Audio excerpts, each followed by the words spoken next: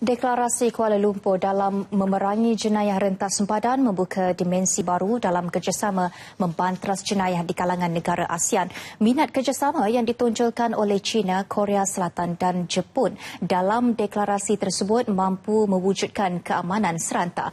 Kita ikuti laporan bersama wartawan Mohan Chinasami. Silakan Mohan.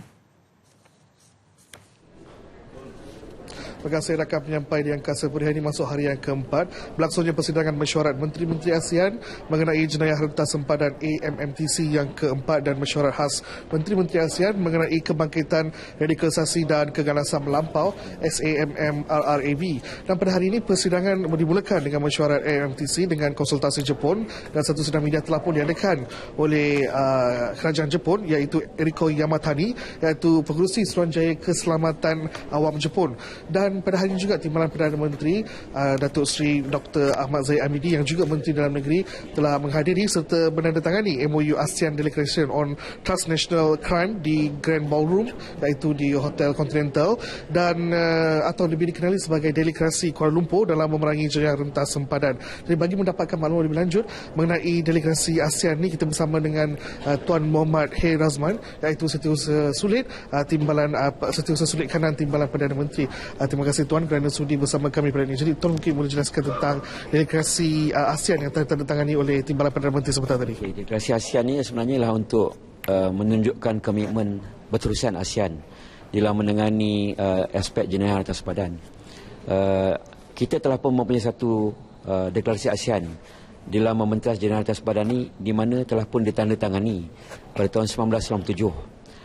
Seperti mana kalau kita melihat kepada sejarah sebelum 1997 iaitu pada era 70-an ancaman kepada ASEAN lebih menjurus kepada penyeludupan dadah, salah guna dadah. Tetapi pada tahun 1997 bila saja diwujudkan deklarasi ASEAN dalam membantras jenayah rentas sempadan, ASEAN telah bersetuju supaya tumpuan diberikan kepada 8 bidang, iaitu selain daripada dadah ialah mengenai keganasan, mengenai penggubahan wang haram, mengenai perlawanan di laut, mengenai jenayah ekonomi, mengenai pemenangan orang dan juga mengenai penyeludupan senjata api.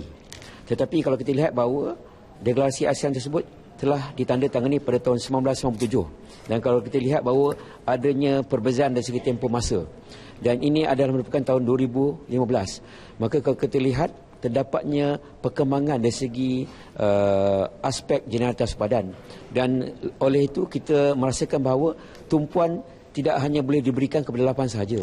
Dan kalau untuk makluman semua bahawa pada mesyuarat ke-10 Menteri-Menteri ASEAN mengenai jenayah rentas sempadan ini kita telah bersetuju supaya ditambah 3 lagi bidang baru, iaitu yang menyentuh mengenai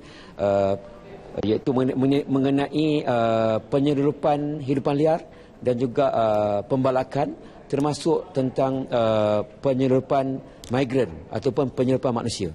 Ini adalah merupakan tambahan 3 lagi bidang menjadikan 11 bidang di bawah bidang kuasa ataupun tumpuan Menteri-Menteri ASEAN mengenai jenayah rentas sempadan. Ya. Baik, terima kasih Tuan. Begitulah penjelasan apakah yang dimasukkan dalam deklarasi ASEAN yang telah ditandatangani oleh Timbalan Perdana Menteri pagi tadi. Dan beliau juga telah menerima kunjungan hormat daripada Menteri Ketenagakerjaan dan Transmigrasi Indonesia Hanif Dihiri dan pada jam 11 pagi tadi berhubung dengan isu pengambilan pekerja dari Indonesia ke Malaysia dan beliau juga telah meluangkan masa bersama dengan Menteri Keselamatan Awam Vietnam iaitu Tran Dai Quang dalam usaha membentuk satu kerjasama baru aspek mencegah jenayah transnasional di antara Malaysia dan Vietnam. Dan satu MOU juga telah ditandatangani iaitu MOU Malaysia-Vietnam Combating Transnational Crime iaitu dalam usaha membantras jenayah merentas sempadan. Jadi sekian saja laporan saya. Kita kembali bersama rakan penyampai di Angkasa Putih. Silakan.